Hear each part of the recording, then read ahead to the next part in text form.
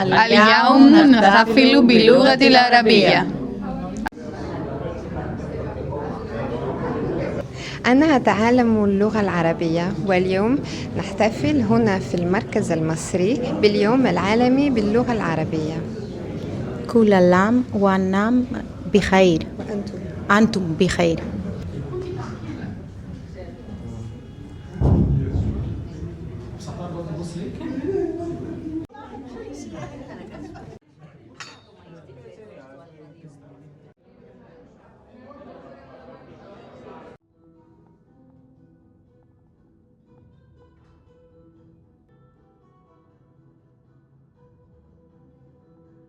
بنحتفل اليوم باليوم العالمي للغة العربية.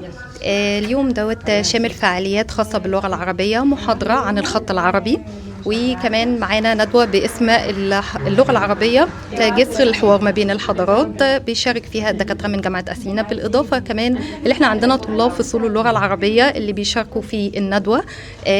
وده طبعا كل اليوم عبارة عن فاعلية كاملة عن اللغة العربية. اليوم نحتفل بلغة ضاربة في عمق التاريخ، يمتد حضوره المكتوب لأكثر من 1000 عام. لغة لم تكن حكرا على شعب واحد، بل شاركت في صناعة حضارة حطبت الشرق والغرب. إنها اللغة العربية، لغة الشعر والعلم وترجمة. نحتفل النهارده باليوم العالمي للغة العربية، وشرف لي كبير جدا أن أنا أتكلم على اللغة العربية، وهي لغتي شبه الأم، لأن أنا اتولدت في مصر وعشت هناك وترعرعت باللغة العربية. في أجواء ثقافية مميزة، احتفل المركز الثقافي المصري في أثينا باليوم العالمي للغة العربية، تأكيدا على مكانة اللغة العربية بوصفها إحدى ركائز الهوية الثقافية وجسرا للحوار بين الحضارات، وامتدادا لدور المركز في دعم التعاون الثقافي بين مصر واليونان. نحن نتعلم اللغة العربية في المركز الثقافي المصري.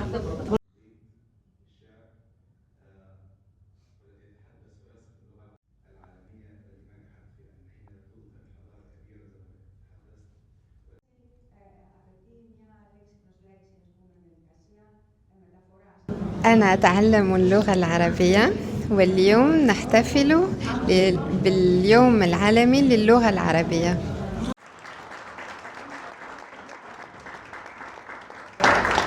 هذا الاحتفال يؤكد أن اللغة العربية بما تحمله من تاريخ عريق وجمال فني وعمق فكري تظل جسرا حيا للتقارب بين الثقافات ورسالة سلام وحوار تتجاوز الحدود وتجمع بين الشعوب.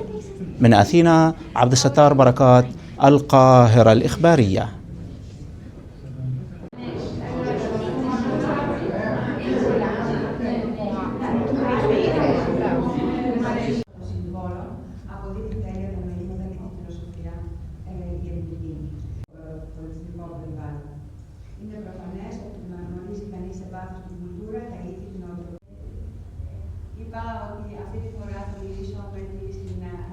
Περιλαμβάνει πάνω από 50 μεταφράσεις και η νέα διακάτηση με μυθιστορήματα.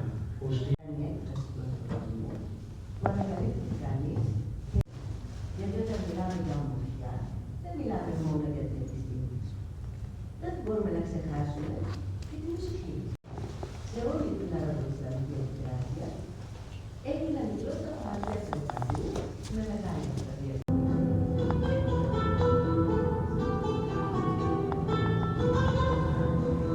النهضة الأوروبية هي ليست مجرد أداة للتخاطب، بل هي نافذة على عالم.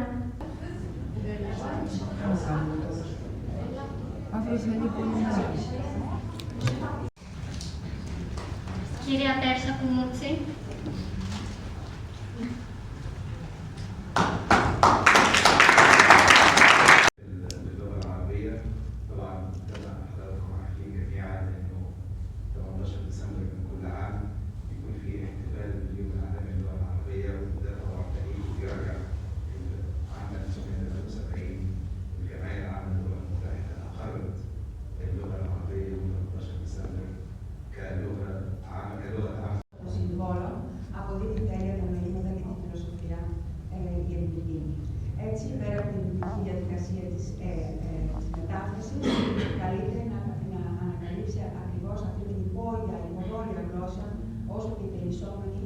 την υπόγεια η περισσότερη γλώσσα όσο και φανερή. Να αναδείξει επίσης το γλωσσικό ιδίωμα του συγγραφέα που λέει πολλά και κρύβει άλλα περισσότερα. Και εκεί πιστεύω και η μεγαλύτερη πρόκληση για έναν μεταφραστή αραβικής λογοτεχνίας. Εξάλλου, τελευταίες μελέτες όπως η πράξη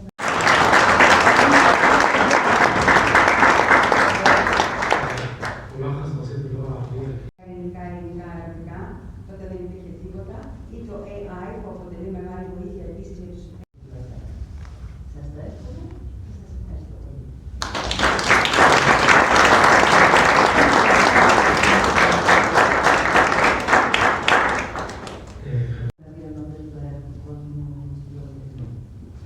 Όταν διαβάζουμε ταξιδεύεις από τις 1001 νύχτες, πρώτη μεγάλη όρτα, αλλά διευκρίνησε την παγκόσμια αναπηρικότητα με άρμα την κλασική αραβική γλώσσα. Πολύ προσφέρει. Να μην τη σε φέρει αυτομάτως. Μπαίνει σε ένα λαβύρινθο που σε οδηγεί από τη δημοτική μουσική στην αρχαία τραγωδία και στα αραβικά. Όταν διαβάζεις το σύγχρονο Αιγύπτιο Μαχπούς, και εδώ έχουμε τη φωνή του Μαχπούς, ξέρετε, έχει καταστάσει όλο το χρόνο είναι το γεγονός ότι πρόκειται για αέναη γλώσσα. Από τη στιγμή που γεννήθηκαν τα αραβικά, που γεννήθηκαν τα ελληνικά, γίνονταν μυστή και ταξίδευαν. Π.χ. στην Κόρδοβα. Και έτσι τα τραγούδια της Ανατολής μεταφέρονταν στην Ανατολή. Και επηρεάζαν. Γέφυρα λοιπόν και αλληλεπίδραση. Και ομορφιά. Ομορφιά ίσον νόμο. Αυτό ήταν και η λάμψη του Άνταμ στο Μεσαίο.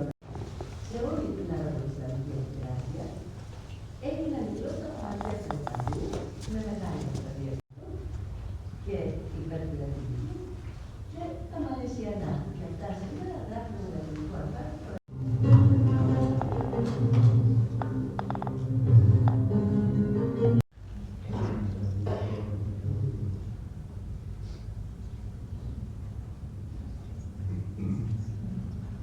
النهضة الأوروبية هي ليست مجرد أداة للتخاطب، بل هي نافذة على عالم مليء بالثقافة، غارق في التاريخ وزاخر بالأدب والفلسفة.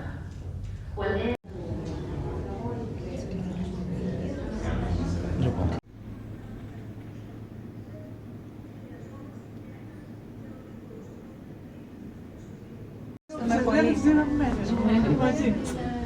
Και δεν έχουμε ποτέ τόσα χρόνια.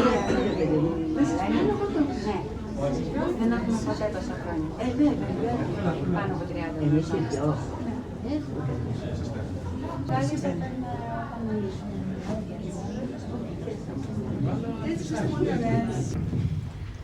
قبل بيت الحكمة في بغداد كانت الإسكندرية الزسرة نوع لانتقال المعارف. في مكتبة هلاليكا حفظت المخطوطات اليونانية ودارت حلقات العلم والدراسة. ومن سهيل المتوسطي انتقلت الكتب المترجمة إلى بغداد إلى بيت الحكمة لعبد عصر ترجمة العظيم. هكذا ربطت الإسكندرية بين الحكمة الغريكية واللغة العربية. نحن في بغداد في بيت الحكمة. هنا تترجم كتب أفلاطون وأرسطو وإقليدس وهيبوكرات إلى اللغة العربية. لم يكن العلماء ينقلون نصوصا فقط، بل يفهمونها ويشرحونها ويطورونها. ومن العربية انتقلت الكتب إلى اللاتينية لتعود فتضيء أوروبا بعد قرون من الظلام الفكري. ابن سينا طبيب وفيلسوف ألف كتاب القانون في الطب ودرسه الطلاب أوروبا لعدة قرون وبالعربية وضعوا أسس التشخيص الطبي الحديث. الخوارزمي مؤسس علم الجبر. بيقول ان في كتاب اترجم باللغه العربيه قامت الدوله السريات وبتنشره باللغه اليونانيه وعايزين που μιλούσαν εξισλαμισμένοι λαοί, όπως τα περσικά. Τα Ουρδού στο Πακιστάν. التكنولوجيا المالية المشاركة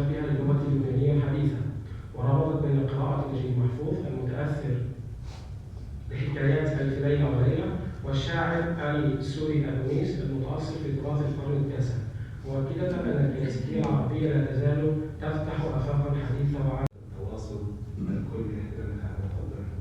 لا أرغب بالإطلاع عليكم ولكن دائما ما يسعدني. اليوم نحتفل بلغة ضاربة في عمق التاريخ. كل عام وأنتم بخير.